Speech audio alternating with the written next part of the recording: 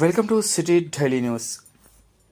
లక్షడిపేట పట్టణంలోని Kerala English medium పాఠశాలలో నేడు కార్గిల్ విజయ్ దివాస్ను పురస్కరించుకొని పాఠశాల విద్యార్థులతో జై జవాన్ జై కిసాన్ అంటూ పట్టణంలో ర్యాలీ నిర్వహించారు.